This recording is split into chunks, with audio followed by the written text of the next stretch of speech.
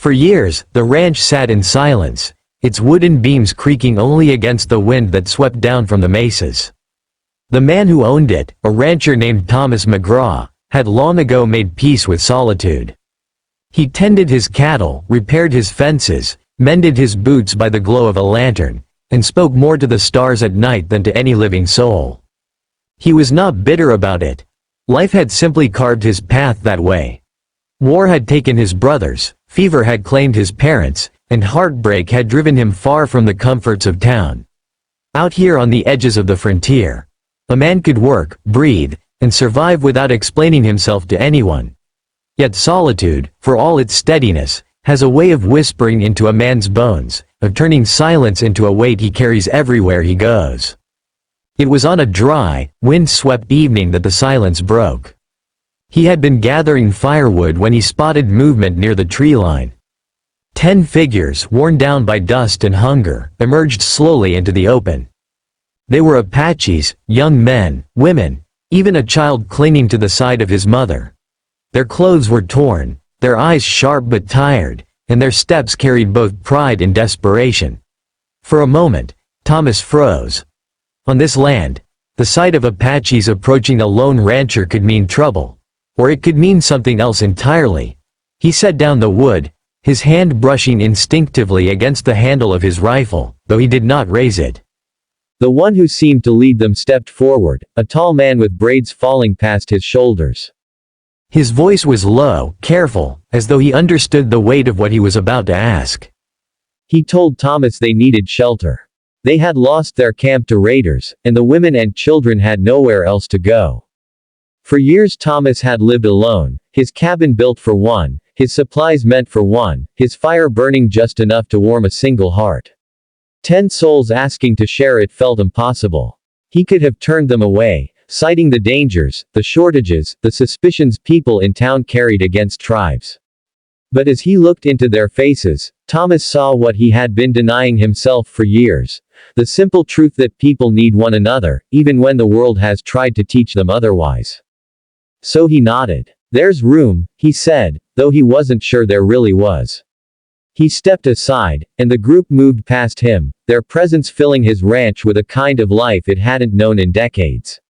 That night, as the fire crackled in the hearth, the cabin that had always echoed with emptiness now hummed with whispers, quiet laughter, and the sound of a child being hushed to sleep. The days that followed tested Thomas more than years of solitude ever had. 10 mouths to feed meant rationing, long rides into town for flour and salt, and long hours of work stretched even further. But the Apaches did not come to sit idle. The men helped mend fences, the women prepared meals with what little they had, and even the children learned to carry water or gather kindling. What began as shelter turned slowly into a kind of community. The ranch that had once been only Thomas's burden now became something shared, something larger than one man's lonely endurance. Yet not everyone saw it that way. Word traveled fast in frontier towns, and whispers about Thomas harboring Apaches spread quicker than wildfire. Some called him foolish, others branded him a traitor. A few men came riding out one afternoon, rifles on their shoulders, demanding he send the Apaches away. But Thomas stood his ground. He told them plainly that his land was his, and those who sought his firelight would not be cast back into the cold. His voice carried not with anger, but with the quiet, unshakable conviction of a man who had finally found something worth protecting more than his own solitude. The men left, muttering, but they did not return. Through the long winter, Thomas watched the Apaches change the ranch as much as the ranch changed them. He learned their ways, how they tracked game silently through the brush, how they listened to the wind and understood the language of storms.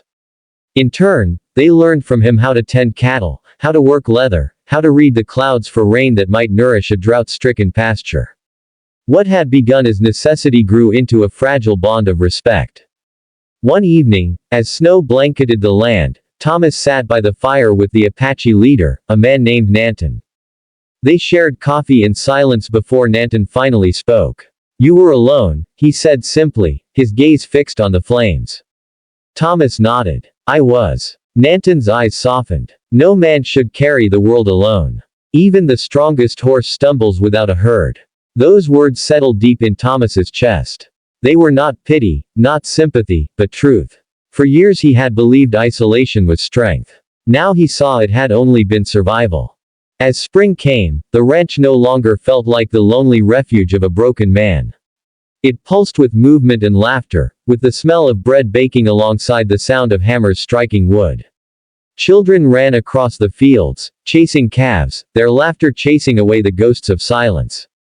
And Thomas, who once believed his life was carved in stone, found himself reshaped by the very people he had once feared might destroy him. Years later, people would still whisper about the rancher who lived with Apaches, but Thomas no longer cared. He had come to understand that true strength was not in standing alone against the world but in choosing to stand with others, even when it was difficult, even when it cost him comfort or reputation. The ranch was no longer just a place to survive, it was a place where lives intertwined, where broken paths converged to form something stronger. Thomas McGraw had lived alone for years, carrying silence like a second skin.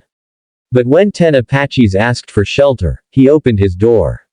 And in doing so, he discovered the secret the land itself had always known, that a man's heart, no matter how scarred or solitary, can still find its greatest purpose when it learns to beat alongside others.